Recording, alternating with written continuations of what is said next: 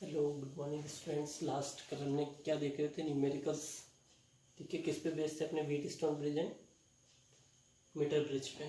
ठीक है, उसी सीरीज में हम आगे कंटिन्यू करते हैं अब। ठीक है, अब कुछ थोड़ा लेवल हाई हो जाएगा न्यूमेरिकल्स का, तो अब पेशेंस करके पहले न्यूमेरिकल को बिल्कुल अच्छे से रीड करो। ठीक है, जैसे आपकी रीडिंग पावर स्ट्रॉन्ग हो गई, आपके लिए कोई भी क्वेश्चंस हार्ड नहीं रहेंगे।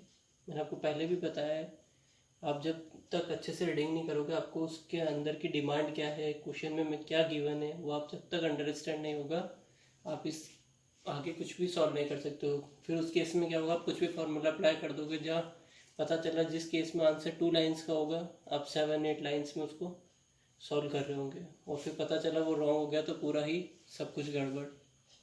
ठीक है, तो पेशेंस रखे, पहले क्वेश्चन रीड करो अच्छे से। क्या गिवन है? When 2 resistance wires are in the 2 gaps of a metre bridge. ठीक है, हमें पता है कि हम आर एक P Q R S 4 resistance का यूज़ करते हैं।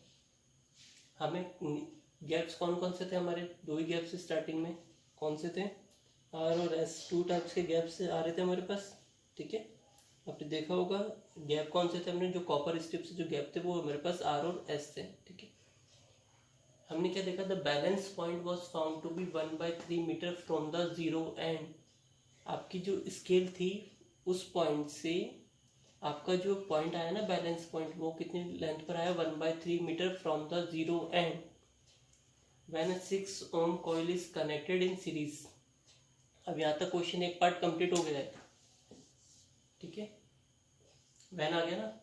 अब नेक्स्ट वैन के बाद क्या होगा? When 6 ohm coil is connected in series with the smaller of the 2 resistance. इन रेजिस्टेंस में से जो स्मॉलर है, हमने उसमें क्या अप्लाई कर दिया है? क्या ऐड कर दिया? 6 ओम का रेजिस्टेंस हमने उसमें ऐड करना है। ठीक है, यहाँ तक क्लियर है। जैसे कल भी मैंने बताया था, एक एस था, एस में अपन ने शायद 2 और नहीं 5 ओम का एक रेजिस्टेंस ऐड करा था कल वाले अपन ने क्वेश्चन में। ठीक है, तो इसमें से जो स्मॉलर होगा आर और एस में से, उसमें हमने क्या करना है? ऐड करना है। फिर the balance point is shifted to 2/3 metre from the same end. ठीक है, सेम एंड कौन सा? सेम एंड कौन सा था आपका? स्टार्टिंग का था when in two gaps meet the balance point first to 1 by from the zero end। ठीक है, सेम एंड, सेम एंड का मतलब इसी एंड से। इसी एंड से पहले आपका क्या था? 1/3 था। जब आपने 6 ओम का रेजिस्टेंस इसमें कनेक्ट कर दिया, तो आपका जो बैलेंस पॉइंट अब शिफ्टेड हो गया 2/3 metre from the same end, मतलब जीरो से। Find the resistance of the 2 wires. जो 2 वायर्स उनका रेजिस्टेंस हमें फाइंड करना। क्लियर है क्वेश्चन? अब क्वेश्चन स्टार्ट करने से पहले एक बात बता दीजिए, आपके 10 में से मार्क्स आए 3। ठीक है, तो गैप कितने का है? 7 का। ठीक है, सपोज करो किसी का है 2 मार्क्स 10 आउट ऑफ 10, गैप कितना है? 8 का। तो ये जो गैप जो नीचे आता है ना, मैं जो कहना चाह रहा हूँ वो सुनना। जो जिस टाइप रेशियो में जब भी इस टाइप के आते हैं, वो जो डिनोमीटर में होता है ना, वो आपको टोटल होता है, ध्यान रखना एक चीज़ का। ठीक है, जैसे सपोज करो अगर इसमें क्या बोला है, जीरो एंड से कहाँ तक आएगा? 1 मीटर 1/3 तक। तो इसका मतलब ये रीडिंग कहाँ तक है? 0 से 3। ये होगी इसकी टोटल। ये क्या है? 1 पॉइंट, मतलब अपने पास कितना होगा? 1 2 और 3। तो आपने 3 में से फर्स्ट वाली की रीडिंग कहाँ गई? आपकी बैलेंस हो गई 1/3। जब आपने 6 ओम का रेजिस्टेंस करा है, तो सेकंड केस में आपका ये इंक्रीज होकर कितना हो गया? 2/3। तो आपने क्या देखा? 3 तो सेम ही है ना, तो 3 क्या हो गया? आपका टोटल हो गया है। अब आपका पॉइंट कितना हो गया? 2/3। फर्स्ट केस में क्या था? 1/3। तो मतलब 3 मीटर। अगर अपन एक सॉल्यूशन के लिए थोड़ा अंदाज लगा लेते हैं, उसके अकॉर्डिंग मैंने क्या देख लिया? 1 पॉइंट पर 3 में से 1 पॉइंट इसको मिले हैं, सेकेंड वाले को कितने मिले हैं? 2 पॉइंट मिले हैं। हो गया क्लियर? ठीक है, अब हम इसका सॉल्यूशन स्टार्ट करते हैं। ब्रिज का जो सॉल्यूशन फार्मूला क्या होता है? ये अपना व्हीटस्टोन ब्रिज का, सॉरी, ये फार्मूला। ठीक है, नेक्स्ट हमारे पास इसके लिए क्या आया था? हमारे पास R upon S equal to L 100 minus L। ठीक है, ये हमारे पास गिवन है। अब हम हमारा जो मीटर ब्रिज था, उसमें यहाँ पे हमारे पास क्या था? R था और इस वाले प्लेस पर क्या था, एस था। ठीक है, ये आपकी कॉपर स्ट्रिप से अटैच होते हैं, ऐसा कुछ। ठीक है, तो हम लेट कर लेंगे। अब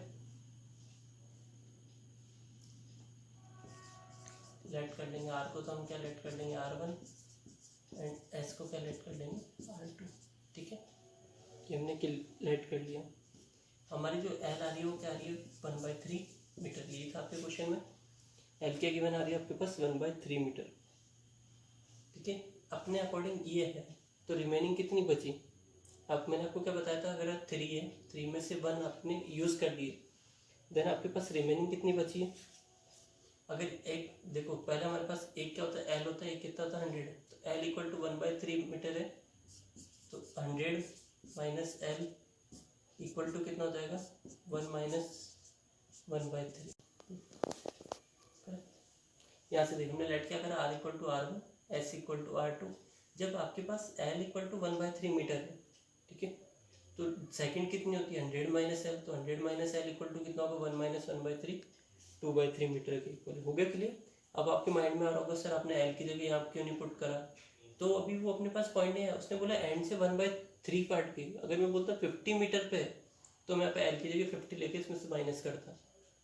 ठीक है, इसने बोला 1/3 मीटर, टोटली 1 मीटर की स्केल होती है। आप ये सोचो, आपकी जो स्केल है ना वो कितने की, टोटली 1 मीटर की है, उसमें से 1/3 मीटर, 1/3 मीटर पे मुझे ये फाइंड हुआ है, तो 100 माइनस एल किसके इक्वल आ गया, 2/3 मीटर के। अब मैं पुट करूँ इस क्वेश्चन के अकॉर्डिंग, आर की जगह मैंने क्या लेट करा, R1, ठीक है, एस की जगह क्या लेट करेगा, R2 इक्वल टू, एल के प्लेस पे क्या जाएगा, 1/3, इसके प्लेस पे क्या जाएगा, 2/3। ठीक है, अभी 1/3 इसको आप सॉल्व करोगे, इसको आप ऐसे लिख सकते हो 1/3 इंटू 2, जो 4th नंबर पे होता है वो 1 नंबर से मल्टीपल होता है ऑलवेज, इंटू 3। यहाँ से 3 से 3 कट हो जाएगा, तो R1 upon R2 equal to remaining कितना बचा, 1/2। एक बार वापस देखो, मैंने क्या करा, 2 गैप्स में आर को मैंने R1 लेट कर लिया, एस को मैंने R2 लेट कर लिया। एल इक्वल टू 1/3 मीटर, इसको अच्छे से समझना, 1/3 मीटर दिया है, जबकि स्केल ही अपनी पूरी टोटली 1 मीटर की होती है, तो उसका 1/3, तो मतलब 1/3 पे मेरे को क्या देखा मैंने, रीडिंग क्या हो रही है मेरी, बैलेंस हो रही है, तो रिमेनिंग कितनी बचेगी, 2/3। मैंने आपको क्या बताया, टोटल सम होता है, तो इनका डिफरेंस कितना आ रहा है, 2 का आ रहा है ना, तो 2/3 आपके पास। यहाँ पे आप क्या निकालोगे, डिफरेंस को देखो, सेम क्वांटिटी के बीच में कंपैरिजन करा जाता है, तो डिफरेंस से डिफरेंस को तो कंपैरिजन करोगे, ये भी डिफरेंस है, इसको भी डिफरेंस में से माइनस करोगे, तो 2/3 आ गया। हो गया क्लियर।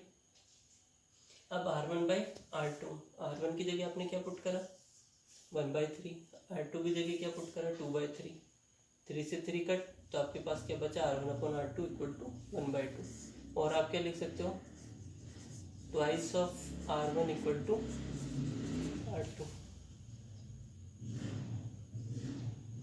ठीक है, twice of R1 equal to क्या आ जाएगा आपके पास, R2 आ जाएगा।